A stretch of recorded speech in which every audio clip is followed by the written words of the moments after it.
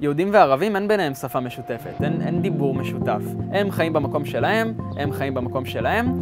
זה גורם להרבה מאוד סכסוכים, ריבים, וגם במקרים קיצוניים אלימות. ובעצם בגרעין מנרה ראיתי איזושהי הזדמנות לסגור את הפער הזה. אני כל יום רביעי בבוקר מגיעה לבית ספר אל מנרה, זה בית ספר ערבי יסודי בעיר העתיקה. השיעור היחיד בשבוע שהם פוגשים דמות יהודית נגיד, שנכנסת להם לכיתה, מדריך יהודי, ואנחנו מדברים איתם רק בעברית. זו חוויה שהיא אחרת, זה שיעור נראה לי היחיד בשבוע שהם בעצם יושבים במעגל וכזה מתייחסים אליהם באופן פרטני ושואלים אותם שאלות אישיות על איזה צבע הם אוהבים ומה החג האהוב עליהם. הם הכי חמודים בעולם ובאמת הם ממש מביאים הרבה אהבה כאילו. אנשים שונים, אנשים שאולי בחיי היום-יום לא יכולים להיתקל אחד בשנייה. אנחנו יכולים להיות ביחד ולמצוא את עצמנו בשיחה משותפת על נושא מסוים שיכול להרחיב אופקים.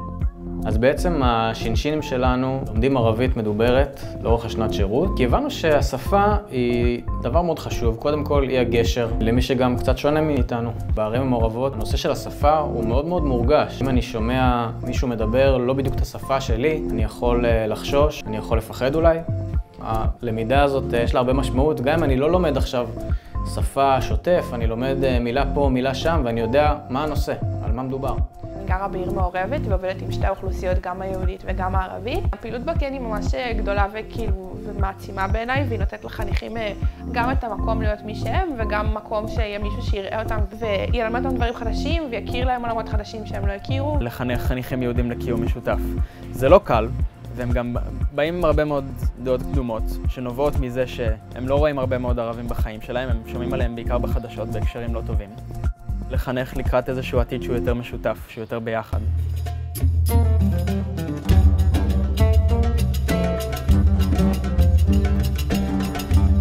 הגשנו גם כדי להכיר, גם כדי לעשות ארוחת iftar, ארוחת של סוף צום של הרמדאן.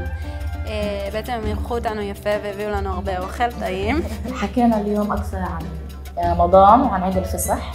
حكينا أكثر عن إيش الشغلات اللي عندنا وإيش الشغلات اللي عندنا برمضان. حكوا عن كرم الضيافة اللي كان. עשינו גם טריוויה על חג פסח, חג רמדאן, שהם בעצם יוצאים על אותם תאריכים. كان ببساطة اليوم من أحلى أيامات رمضان اللي بقضيها ال5 أيام هدول، هي 5 يوم، كان يوم كثير مميز. إن شاء الله كل سنة نعمل هيك شيء نخفف لطيف مع بعض. إن شاء الله.